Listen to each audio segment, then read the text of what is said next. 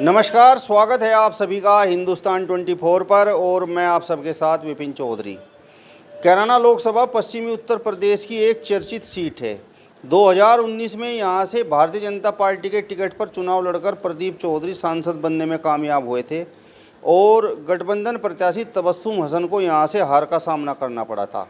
2024 में लोकसभा का चुनाव होना है, तो अब की बार इस सीट पर किस तरीके के समीकरण बन सकते हैं, इस पर ही हम बात करेंगे। और बातचीत करने के लिए आज हमारे साथ उग्र सिंह चौहान जी मौजूद हैं। उग्र सिंह जी, बहुत बहुत स्वागत करता हूं आपका हिंदुस्तान 24 पर। नमस्कार भाई साहब, आपका भी स्वागत है।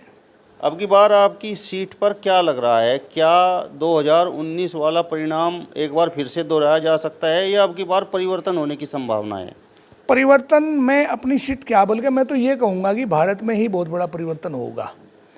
और मेरी जहाँ तक सीट का मामला है कैराना लोकसभा का, कैराना लोकसभा पे वो 19 वाला समीकरण जो जिसे आप मान के चल रहे वो दोहराया नहीं जाएगा।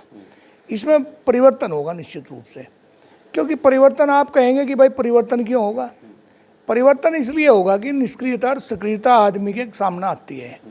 प्रदीप जी निष्क्रिय कैंडिडेट हैं, सक्रिय नहीं है। विरासत में कुछ चीज़ मिली, किसी के नाम पे चुनाव लड़ लिया, मोदी जी के नाम पे, और वो चुनाव जीत गए। उसका मतलब ये नहीं है कि प्रदीप जी लोगों में छा गए।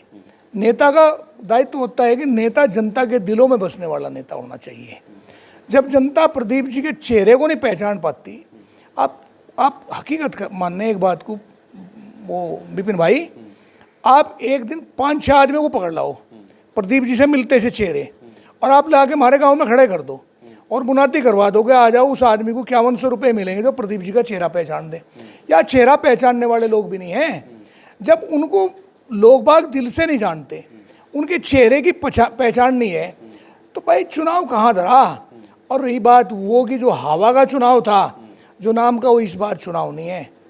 मेरा सवाल आपसे ये है कि जनता को चेहरा चाहिए या काम चाहिए? काम चाहिए। तो यहाँ पर लोकसभा में मैं कई ब्लॉकों में गया हूँ तो प्रदीप चौधरी के नाम के तो बड़े बड़े शिलापट लगे हुए हैं। शिलापट किस चीज़ के लगे हुए हैं? वो केवल सड़कों के अलावा किसी विद्यालय का शिलापट दिखा दो, किसी इंजीनियरिंग कॉलेज का दिखा दो, किसी मेडिकल कॉलेज का दिखा दो, कहीं किसी और चीज़ का दिखाओ। केवल सड़कों के मिलेंगे। और सड़क क्या प्रदीप जी ने बनवाई? सड़क भाई साहब, हम लोग शुरू से 3 अपने टैक्स दिया करते थे, रोड टैक्स और आपका पैसेंजर टैक्स और टोल टैक्स। आज 16 टैक्स हम लोग दे रहे हैं। और 16 टैक्स देने के बाद में वो एक आदमी जिसे भाजपा में मैं बड़े दिल से चाहता हूँ, वो आदमी नितिन गडकरी, ये सब उसी की कृपा तो है, उसी की मेहरबानी से सड़कें बन रही। शिलापट किसी का भी लग जा, लेकिन क्या शिलापट लगे सड़कों का ही, ये शिलापट और चीज़ों के भी तो लगने चाहिए। वो क्यों नहीं लग रहे? भैंसवाल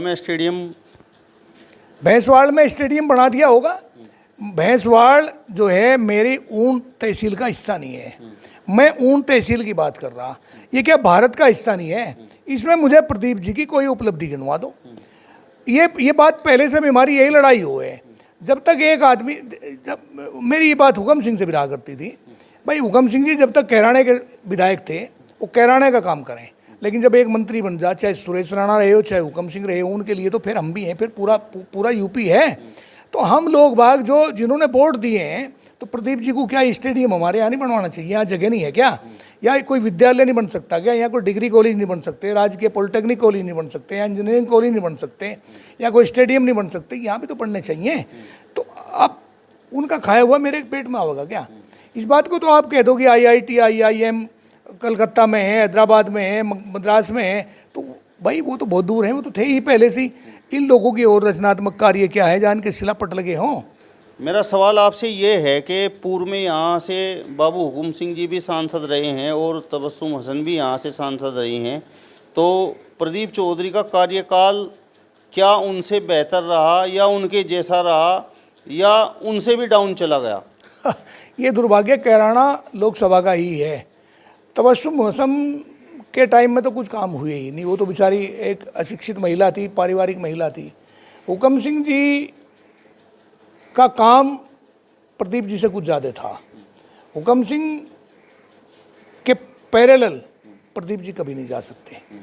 प्रदीप जी से जो आप उम्मीद करना चाह रहे हैं कि वो काम करे, वो तो है नहीं। वो भले आदमी हो सकते हैं, खानदानी आदमी हो सकते हैं, पारिवारिक आदमी हो सकते हैं, ये एक अच्छी बात है, होना भी चाहिए आदमी का, वो गुण है। लेकिन एक राजनीतिक दृष्टिकोण से अगर आप प्रदीप जी से उम्मीद करो कि एक थानेदार को कहकर किसी का काम करवा दो, वो असंभव है। वो काम वो नहीं करवा सकते। कैराना सीट जो है ये अपने आप में एक बड़ी विचित्र सीट है। जिस सीट पे आके भारत के गृह मंत्री माननीय अमित शाह जी कन्वेंसिंग कर गए हों, कैंपिंग करी हो डोर टू डोर जाके, और उस सीट पे फिर उनका कैंडिडेट हार रहा हो और वहाँ फिर वही नाई दसन जीत रहा हो, तो इसे क्या मानोगे कैराना सीट को? इससे ही आप अंदाज लगा लो कि कैराना का गणित है क्या, यहाँ की भौगोलिक स्थिति क्या है, यहाँ की हिस्ट्री कहती क्या है। मेरा सवाल आपसे ये है कि भारतीय जनता पार्टी अगर प्रत्याशी में यहाँ से परिवर्तन कर दे तो फिर चुनाव जीत सकती है? किन प्रत्याशियों में? उनके नाम भी तो हो ना। देखिए, भारतीय जनता पार्टी की पहली बात तो ये कि ग्राफ वो नहीं रहा। ईवीएम और बैलेट दो तरीके से चुनाव हुए हैं। अगर बैलेट से आज चुनाव करवाया जाए तो भाजपा को बहुत कोई लाभ होने वाला है नहीं, क्योंकि आपने पिछले दिन देख लिया होगा नगर निकायों के चुनाव में, नगर पंचायतों के चुनाव हुए बैलेट से, वहाँ ज़्यादातर भाजपा प्रत्याशी हारे, और नगर निगम पालिकाओं के चुनाव हुए ईवीएम से, वहाँ भाजपा के कैंडिडेट जीते। सॉफ्टवेयर और डिवाइस का अंतर हो, दोनों मतलब इन दोनों का खेल है। जिस आदमी ने सॉफ्टवेयर बनाया उसने डिवाइस भी बना दी। तो ईवीएम तो एक एज ए सॉफ्टवेयर एलईडी और रिमोट उसका डिवाइस, तो ये तो हाथ में किसी और के है। इससे तो चुनाव चाहे जीतते रहे हैं कभी भी, 1000 साल तक चुनाव जीतते रहे, हम इस पर कोई बहुत बड़ा वो नहीं करते, क्योंकि ये अपने हाथ से बाहर का मामला है। लेकिन आज वस्तु स्थिति ये है, गांव में आके देखें और लोगों से पता करें। ये मैं नहीं कह रहा, मैं तो बल्कि जिस जाति से जुड़ा हुआ हूँ ना, वो तो हैं ही भाजपा के, और हम तो भाजपा से जुड़े हुए बहुत पहले से रहे। इसी बार थोड़ा सा परिवर्तन आया था, क्योंकि हम वाजपेयी थ्योरी के आदमी थे, वाजपेयी जी का अपना एक स्थान था, लेकिन बाद में जो हुआ कि वाजपेयी जी की जगह जिस आदमी ने ली वो वहाँ तक नहीं पहुँच पाए जहाँ तक पहुँचना चाहिए था। कैराना तो अपने आप में बड़ी हॉट सीट है। कैराना को डिफेट देना भाजपा के कैंडिडेट के लिए इतना आसान नहीं है। वो तबस्सुम थी, उसकी निष्क्रियता थी, वो महिला नहीं जान पाई, संभाल नहीं पाई अपने वोटरों को।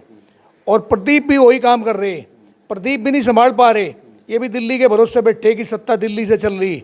और दूसरा जो कैंडिडेट भाजपा देवे, उनके कम से कम नाम तो मैदान में आए, या तो आप नाम बताएं उस पर डिस्कशन करें, और नहीं तो चुनाव का मैं आपको एक समीकरण बताऊं।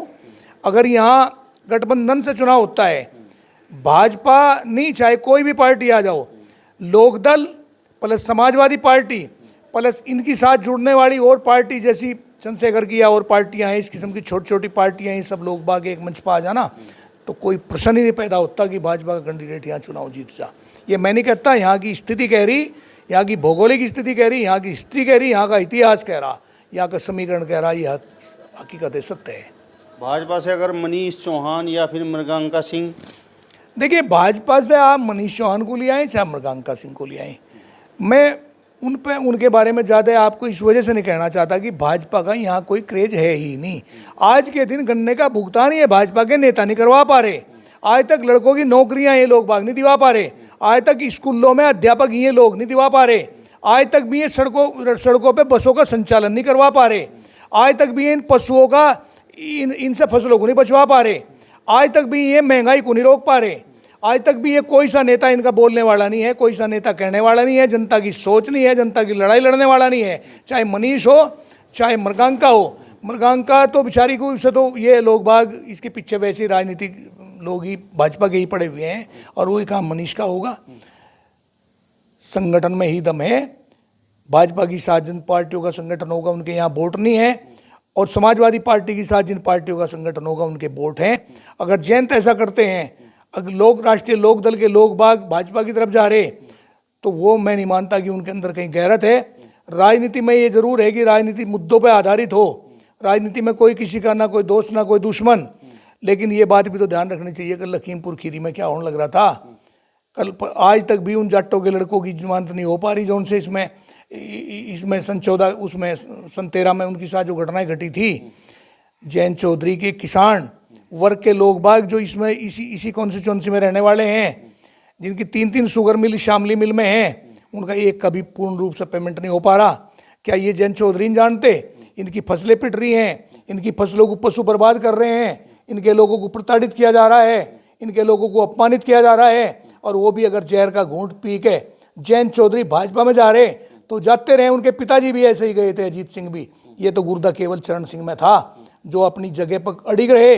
और जब तक चरण सिंह अपनी जगह पर अड़िग रहे ना भाई साहब, 9 स्टेट में उनका राज रहा, उनकी सरकारें 9 स्टेट में रही। यहाँ 9 एमएलए भी नहीं बना पा रहे अपने। वो कारण यही तो है कि कभी कहीं जयंत चौधरी के हम भी उनके फैन हैं। उस आदमी के अंदर है वो कशिश, लेकिन अगर वो ऐसे भागेंगे बिछलेंगे तो लोग बाग माफ़ नहीं करेगा। अतीत को याद रखें, अतीत जो है ना भुलाया नहीं जा सकता। आप अपने भविष्य को खराब कर रहे, आप अपना भूत देखिए, भूतकाल में क्या घटनाएं घटी उस बात को भुला के अगर आप अपना भविष्य कहीं ऐसे अंधकार की तरफ लेकर जाने लग रहे, मैं नहीं मानता कि कहीं शुभ संकेत है। भाजपा का बहुत बढ़िया स्कोप क्रेज नहीं है। ये कल ये made in India, make in India, India skill, सब जगह इंडिया इंडिया थी, आज इंडिया हटा रहे। तो राजनीतिक मामला भाई साहब इनका क्या विपिन भाई, एक बात कहे इनकी 1000 बात ही बात है। केवल बात का ही खा रहे हैं, काम कुछ है नहीं, लेना एक ना देना दो, बस ये होता जा रहा। तो आपके कहने का तात्पर्य ये है कि इस बार 2024 के लोकसभा चुनाव में कैराना लोकसभा पर गठबंधन प्रत्याशी मजबूत रहेगा। कैराना लोकसभा भाजपा तो जीतती नहीं, और बल्कि मैं तो ये कह रहा कि भाजपा कैराना ही मुजफ्फरनगर भी नहीं जीतती। जबकि बहुत बढ़िया आदमी संजीव बालियान वहाँ बैठे, और आगे की सुनो, बागपत भी नहीं जीतती। सतपाल जी बहुत अच्छे आदमी, ऑनेस्ट अफसर रहे, लेकिन सीट वो भी नहीं जीत रहे। ये हमारा लोकल सर्वे है, हम लोग सड़क के हैं, फुटपाथ के हैं, हम लोग लोगों में बैठते हैं। वो लोग बाग हवाई सर्वे करते हैं, हमारे सर्वे हैं जनता के सर्वे। इस हिसाब से कैराना ही भाजपा को बहुत सीटों का नुकसान होगा, जिनमें मुजफ्फरनगर भी है और आपकी बागपत भी है और आपका कैराना भी है। मतलब पश्चिमी उत्तर प्रदेश में नुकसान उठाना पड़ेगा। पश्चिमी उत्तर प्रदेश में नहीं, पूर्वांचल में भी, बुंदेलखंड में भी, मध्य में भी बहुत सारी जगह नुकसान रहेगा। ये तो भाजपा अगर यूपी में टिकी हुई है ना, ये केवल योगी आदित्यनाथ की वजह से। भाई साहब, योगी आदित्यनाथ के 1-2 काम ऐसे हैं जिसे भाजपा से अलग करके मैं कह सकूं, और वो भाजपा के नहीं है, वो योगी आदित्यनाथ के हैं। क्राइम पर कंट्रोल करना, आज कानून व्यवस्था जो है ना उसे सुचारू रूप से चलाना, लेकिन भ्रष्टाचारी को नहीं रोक पाए। क्राइम को रोक दिया, भ्रष्टाचारी जो की त्यों है। जो भाजपा का सिद्धांत है ना, वो तो जू का तू है, जो हरियाणा में भी था और जो यहाँ भी है और स्टेट में भी है। लेकिन क्राइम कंट्रोल हो रहा वो या बाबा योगी आदित्यनाथ की वजह से, जो एक योग्य शासक हैं, उनकी वजह से। भाजपा का कोई रोल इसमें नहीं है। समीकरण किस तरीके से यहाँ पर गठबंधन प्रत्याशी के पक्ष में बन सकते हैं? समीकरण तो आप जातीय समीकरण देख लो, इनके धर्मों के समीकरण देख लो। गठबंधन में जो कैंडिडेट आवेगा, अब टोटल मुसलमान की वो गणना कर लो, जहाँ से ये कैराना लोकसभा शुरू होती है और जहाँ ख़त्म हो जाती है, प्लस समाजवादी से जुड़ने वाला कश्यप समाज के लोग, ये पाल समाज के लोग, ये दूसरे समाज के लोग बाग, प्लस जाट को चाहे आप कुछ भी कहें, मानते हैं कि 10% 20% जाट भाग जाएगा, लेकिन जयंत के साथ जुड़ने वाला जाट ज़्यादा है। आज भी वो चरण सिंह के परिवार को अपना मानता है कि वो हमारा सर्वे सरवा रहे हैं। चरण सिंह ने दिया भी है, बहुत कुछ जाट कौम को दिया। तो जाट प्लस बहुत सारा गुज्जर खिसकेगा इस बार। उन सब लोगों को आप जोड़ो ना, और इन सबको जोड़ने के बाद में बताइए कि शेष क्या बचेगा। हम लोग बाग जोड़ने से भाजपा के वोट हैं, ब्राह्मण हैं, ब्राह्मण भी नहीं जा रहा, ब्राह्मण भी कटेगा इस बार। राजपूत भी बहुत सारा कटेगा। बढ़िया आपके पास रहता है, पंजाबी आपके पास रहता है। बढ़िया और पंजाबी जो भाजपा का परंपरागत वोट था, उस आप गिन लो कितना वोट है। प्लस और वोट जो ये कोटे में बिकने वाले लोग बाग हैं, अब इस बार फिर कोटा बढ़ा दिया। उन लोगों बागों को ये भी तो ज्ञान होने लग रहा कि भाई तुम्हें कोटे के चक्कर में आपका गैस कहाँ चली गई, आपका तेल कहाँ चला गया, आपकी जीएसटी से महंगाई कितनी बढ़ गई, आपके किराए कितने बढ़ गए, आपके बच्चे कहाँ चले गए, आपकी नौकरियाँ कहाँ चली गई। इन सब चीज़ों का भी उन लोगों को ज्ञान है। मामला समझदारी की तरफ बढ़ता हुआ जा रहा। अब लोग बाग उतने मूर्ख नहीं रहे जितना हम लोग सोचते थे या हैं। मेरा सवाल आपसे ये है कि प्रत्याशी के हिंदू या मुस्लिम होने से भी कुछ फ़र्क पड़ सकता है? क्या फ़र्क पड़ेगा? देखिए, मैं तो इस चीज़ के खिलाफ हूँ, हिंदू और मुसलमान के। मुसलमान का इस देश में योगदान है, क्यों नहीं रहा योगदान? जहाँ तक आप ये कहेंगे कि बात आतंकवाद मुसलमान की देन है, मुसलमान की देन तो राष्ट्रवाद भी है। मुसलमानों को अगर आप देखें तो अशफाक उल्ला खां को भी देख लें आप, वो भी मुसलमान थे। APJ अब्दुल कलाम भी मुसलमान थे, रश खान भी मुसलमान थे, रहीम दास भी मुसलमान थे। ये सब मुसलमान नहीं थे क्या? मुसलमान का इस देश के निर्माण में कहाँ योगदान नहीं रहा? गद्दारी का जहाँ तक मामला था तो हिंदुओं में भी है। शासक अच्छा होना चाहिए। हिंदू मुसलमान की बात तो बहुत बाद की बात है। अगर अच्छा आदमी है, शासक अच्छा है, नेता अच्छा है, तो उसमें उसके मुंह से कभी भी, उसके दिल से हिंदू और मुसलमान की बात ही नहीं आती है। तो छोटी मानसिकता के लोग बाग हिंदू मुसलमान में लोगों को भिड़ा दें और उसी से हिंदू मुसलमान बन जा चलता रहे। हम लोग बाग हैं क्या? राजनीति को आप एक नज़दीक से देखिए, वहाँ दो लोग हों, एक वक्ता एक श्रोता। वक्ता जो है वो एक नेता टाइप लोग बाग हों, उनके लिए एक मंच बनाया जा और एक तोरण द्वार बनेगा, ऊपर टेंट लगेगा, सोफे पड़े हुए होंगे, आगे मेज होगी, चांदनी बिछी हुई होंगी, मेज पे बिस्लरी की बोतल होगी, बादाम होगा, छुआरे होंगे, किशमिश होगी, काजू होगी, माइक लगा हुआ होगा, बड़ा साफ सुथरा होगा। वो है वक्ता। और उनके सामने कौन पड़े? वो मूर्ख लोग, मेरे कैसे, वो लोग बाग जिन्हें गाँव में से भगा के लाए। पहले दिन की बनी हुई कचौरी, उसी में 4-4 6-6 कचौरियों में एक लड्डू, थोड़ी सी सब्जी, एक मिर्च, एक अचार भी नहीं होता, मिर्च, वो रख दिया जाए, डिब्बे में बंद कर दिया जाए। पहले दिन की बनी हुई कचौरियों के चक्कर में नारे लगाओ जा, जिंदाबाद जिंदाबाद, संघर्ष करो, हम तुम्हारी साथ हैं। वो अकलमंद आदमी उन मूर्ख लोगों को खा रहा, और यही इस देश में होने लग रहा। समझ नहीं रहे, लेकिन अब समझते जाने लग रहे लोग बाग। जिन नेताओं को सुनने के लिए पहले 100 किलोमीटर तक पैदल चले जाते लोग बाग, आज भाड़ा दे के भी गाड़ी में बैठाने के लिए तैयार नहीं। उन नेताओं का ये हाल तो हो गया भाई, देश कहीं और जाने लग रहा विपिन भाई। चलिए, तो उग्र सिंह चौहान जी को आपने सुना। फिलहाल इस वीडियो में बस इतना ही। अगली वीडियो में फिर आपसे मुलाकात होगी, तब तक बने रहिए हिंदुस्तान 24 के साथ। नमस्कार।